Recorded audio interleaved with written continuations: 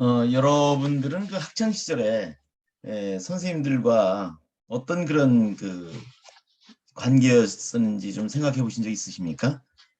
물론 아주 훌륭한 선생님도 계실 수 있고요. 경우에 따라서는 또 저도 이제 교직의 길을 평생 걸어왔습니다만 제 제자들 중에는 저에게 고마움을 표시하는 사람도 있겠지만 사실은 우리 사람이다 보니까 좀 제가 소홀해서 또는 어떤 경우에는 좀 오해를 해서 아이들의 마음을 아프게 하지 않았나 이런 생각을 늘 하게 됩니다. 그래서 이 교직에 있다 보니까요.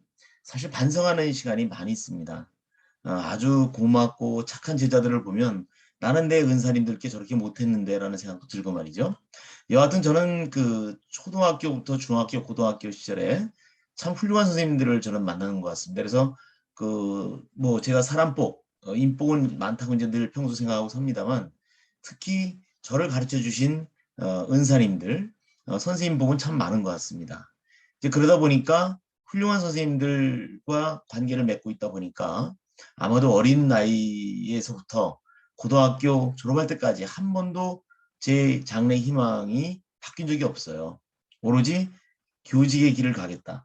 교육자의 길을 가겠다라고 하는 생각. 그래서 학교 교사가 되고 싶었던 그런 꿈을 갖고 살았고 실제로도 결과적으로는 사범대학 나와서 또 발령을 받아서 이렇게 예, 퇴임까지 하게 됐죠. 참 저로서는 굉장히 큰 행복이고 행운이라고 생각합니다. 이 모든 것이 제 어렸을 시절 저의 여러 가지 그 뭐요 생각이 좀 다양할 수도 있는데 그것을 이 교직에 꽂힐 수 있도록 그런 그 뭐랄까요 좋은 어떤 면을 보여주신 것이 바로 우리 은사님들 덕분이다 이런 생각을 저는 항상 갖고 삽니다. 그래서 이제 오늘 왜 이 말씀을 드리냐면 이제 교원의 질에 대한 얘기를 많이 하거든요. 어떤 아이들의 교육에 관해서 교원의 질을 뛰어넘을 수 없다 이런 얘기를 많이 하죠. 그러면서 이제 거기 그 다음에 나오는 것이 뭐 그래서 이제 교원의 어떤 질 개선을 위해서는 뭐 교육의 혁신이 이루어져야 되고 이런 얘기를 많이 하는데요. 분명한 것은 좋은 선생님을 만나면 인생이 바뀐다고 하는 것은 확실합니다. 네. 그거는 뭐 여러분들도 아마 공감하실 겁니다. 그죠? 그리고 특히 이제 우리 아이들의 이제 학교에서 주된 기능이 이제 선생님과 열심히 공부하고 뛰어노는 거 아니겠습니까? 그죠? 그러면서 인성도 길러가고 말이죠. 그래서 이 아이들의 학습 능력은 우리가 그 공부의 진실에서도 말씀드린 바가 있습니다만 사실은 그 가정 자원이 굉장히 큰 영향을 미칩니다. 그러니까 뭐 부모님의 경제력이라든가 그다음에 아이들이 학습할 수 있는 여건을 만들어주는 것 등등등 해서 또 그다음에 유전적인 요인 그러니까 아버지 어머니의 그 어떤 뭐 뭐랄까 IQ를 뭐 물려받았다든가 뭐 이런 등등등 이런 것들이 굉장히 큰 영향을 미치기 때문에 사실은 학교에서 우리가 아이들을 열심히 돌봐주지만 그것이 오히려 큰 영향을 줄 수 없는 경우도 있다고 하는 것을 말씀드린 바가 있습니다. 그러나 그럼에도 불구하고 이 아주 훌륭한 선생님을 만나면 그런 것을 해결해 줄 수 있는 즉 큰 좋은 영향을 미칠 수 있다고 하는 것 이것이 결국 우리가 학교가 필요한 것이고 그 다음에 이제 학교의 바로 교육의 주체가 바로 선생님들이라고 하는 거죠. 그래서 우리 교사의 역할이 그만큼 중요하다는 얘기입니다. 그래서 다시 한번 정리하면 유전적 요인이나 가정자원 등 아이가 어찌할 수 없는 그런 문제를 해결해 줄 수 있는 잠재력을 가진 존재가 바로 우리 교사들이다. 그런 얘기인 거죠. 그러니까 큰 영향을 아이들에게 줄 수 있다. 그런 겁니다. 그래서 교사가 바로 교육의 핵심이다라는 얘기입니다. 물론 이제 우리는 늘 아이들을 위해서 존재하는 입장이다 보니까 학생들을 중심에 놓고 모든 것을 정책도 세우고 그다음에 이렇게 아이들을 지도하는 방법도 연구하고 하죠.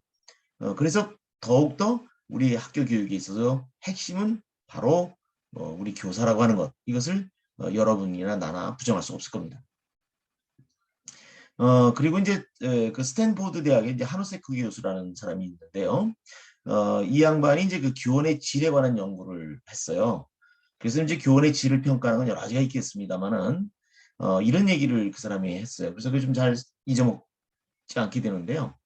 유능한 교사하고 이제 조금 약간 능력이 없는 교사가 있다고 쳤을 때 유능한 교사는 같은 1년 동안에 아이들에게 1.5년에 해당되는 교육 분량을 가르칠 수가 있답니다.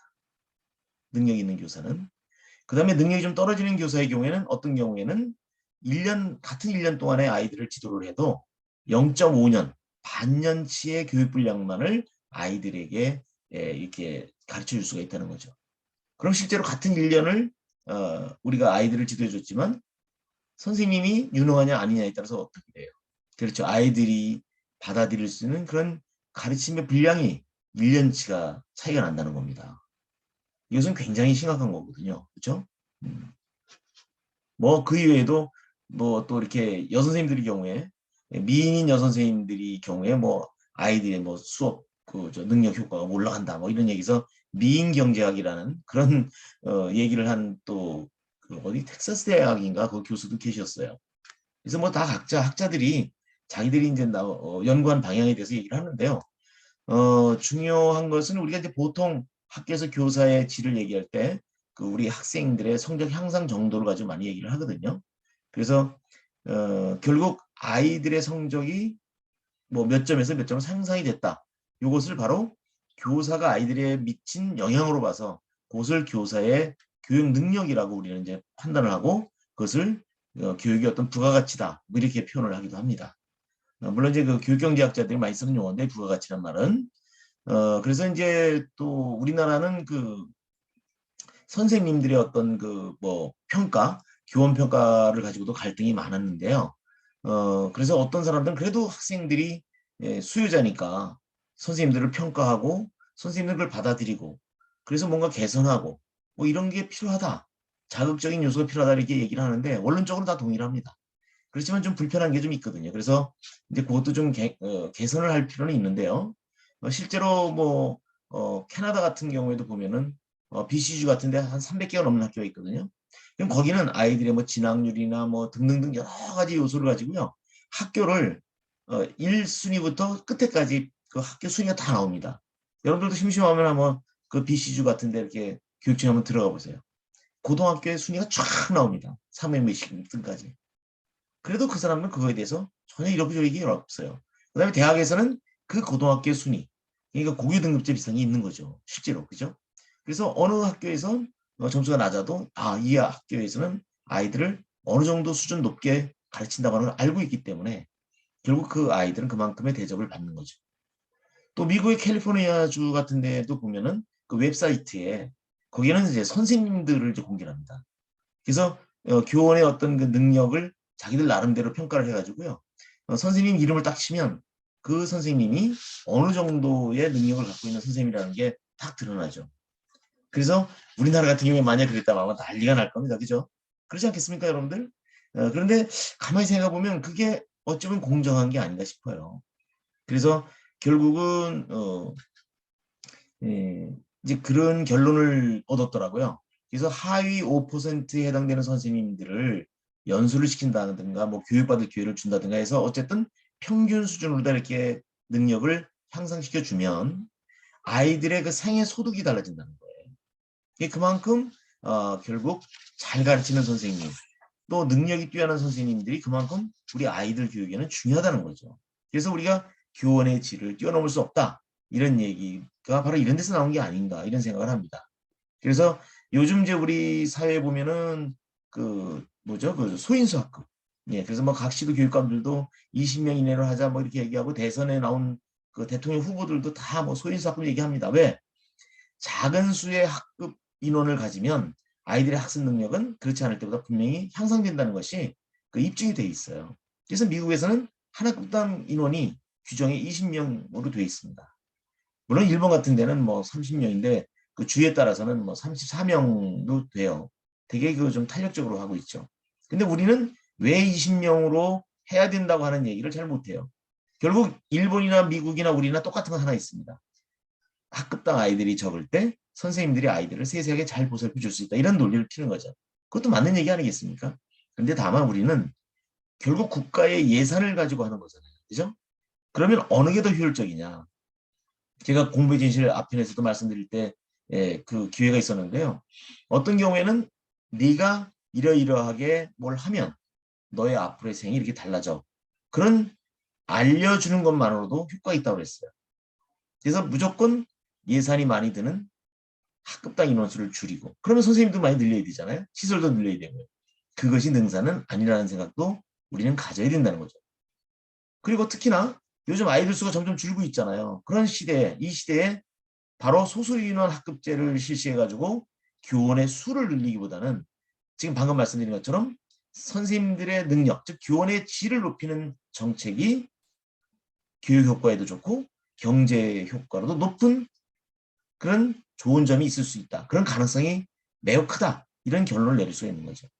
그래서 어느 게 더 효과적이냐 이런 것은 이제 정책 위반자라든가 그다음에 오늘을 살아가는 우리 교육계에 있는 모든 선생님들과 함께 논의할 필요는 있어요.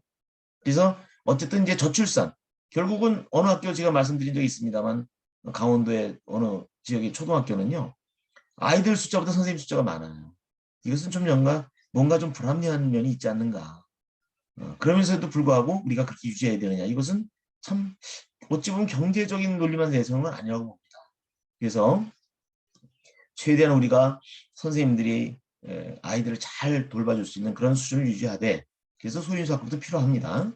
필요 없다는 건 아니에요. 다만 경제적인 문제도 같이 고려해서 우리가 그런 것을 자꾸 추구하는 것보다는 그와 함께 그와 더불어서 선생님들 교원의 질을 높이는 그러한 정책도 중요하다 이런 생각이 듭니다. 자 그럼 여러분들 생각할 때 그런 교원의 질을 높이기 위해서는 결국 뭐예요? 결국 좋은 교사에 대한 대우도 좀 잘해줘야 되지 않겠어요, 그죠? 그래서 좋은 교사란 생각을 다시 한번 정리한다면 뭐 지난해 80점인 받은 아이를 올해도 80점을 유지해준다. 이거보다는 지난번에 30점이었던 아이를 이번에 뭐 50점으로 올려줬다든가 40점을 올려줬다든가 그랬을 때 사실은 어느 선생님이 좋은 거예요? 그렇죠. 아이를 향상시켜준 아이의 성적을 향상시켜준 선생님이 사실은 좋은 선생님이다라고 볼 수밖에 없다는 겁니다. 그리고 어제보다는 오늘이 좀 낫고 오늘보다는 내일이 더 이렇게 향상될 수 있도록 이끌어주는 그런 선생님이 좋은 선생님이다. 그런 결론을 내릴 수가 있는 거죠. 그래서 저는 개인적으로 교육은 돌봄이라는 말을 그래서 자주 쓰는 건데요. 자, 그럼 우리 다음에 기회가 되면 그러면 교원의 질을 높이기 위해서는 어떤 게 필요하냐? 방금도 잠깐 언급을 했습니다. 그러면 처우 개선이냐? 쉽게 얘기하면 봉급을 많이 주는 게 그 요인이 될 수 있겠느냐? 또는 요즘 뭐 각종 연수가 많죠. 교원 연수를 많이 늘리는 게 과연 교원의 질을 높일 수 있을까? 그게 오히려 역효과가 올 수는 없을까? 뭐 이런 것도 한번 우리 얘기해 볼 필요가 있겠고요. 그 다음에 이제 아예 뽑을 때 능력이 뛰어난 사람을 뽑아야 되지 않느냐. 뭐 이런 얘기를 또 할 수도 있지 않습니까? 그죠? 근데 사실은 지금 우리 현실은 어떻습니까? 바로 이 세 번째 해당되죠. 이미 요즘 교원 임용고시는요. 정말 우리 세대의 그냥 우선 발령 세대잖아요. 우리는 국립사범대학을 나온 사람들은 그냥 좀 늦고 빠른 그 사람에 따른 차이는 있지만 발령을 내줬었거든요. 근데 요즘은 그 임용고시라는 게 정말 고시입니다. 참 어렵거든요. 그런 치열한 경쟁을 뚫고 이렇게 교직에 들어오는 우리 후배들을 보면요. 이네들은 거의 뭐 교대만 하더라도 그 또래에서 한 3% 이내에 드는 아이들이 교대를 가잖아요. 또 사범대학을 마치고 나서 중등으로 들어오는 그런 우리 후배들도 보면 엄청 소수 그룹에 속하는 그런 사람들이 교직에 들어오고 있습니다. 그래서 이제 뭐 여러 가지 얘기할 게 있습니다만 이게 능사인지 아닌지는 다음에 기회 되면 한번 말씀을 나눠보고요. 여러분들도 한번 같이 이 기회에 한번 생각을 해보아 주시면 좋겠습니다. 그래서 오늘은 교원의 질에 대해서 한번 생각을 해봤습니다. 그래서 여러분들이나 나나 또 여러분들 중에는 이제 교직에 있지 않은 분들도 계시잖아요. 그래서 한번 학부모 입장에서 생각해 봐 주시고요. 저는 교직에 평생을 있었던 사람이라서 또 제가 좋아서 어렸을 때부터 좋아하던 교직의 길을 걸어온 사람이고요. 제가 늘 말씀드리지만 제가 교직의 길을 걸어온 보람 중에서 가장 큰 것은 물론 제자들이 많다는 것도 있지만 무엇보다 이제 제가 부족하지만 나름대로 가치로운 일을 했다는 겁니다. 그래서 우리 교직이 좋다는 것이고요. 그 다음에 더 제가 행복한 것은요. 그래도 제가 부족하지만 저를 따라서 교직의 길을 가고 싶었고 됐다고 하는 제자가 몇 있다는 거. 특히 그 중에는 뭐 저와 같은 전공 꼭 생물 교사가 되겠다고 하면서 한 5번 만에 임용고시를 통과해서 지금은 서울에 있는 한 과학고등학교에서 생물을 열심히 가르치는 유능한 제자도 또 있습니다. 그래서 이런 것이 저는 개인적으로 저를 행복하게 하는 요소인데요. 여러분들은 어떻게 생각하실지 모르겠습니다.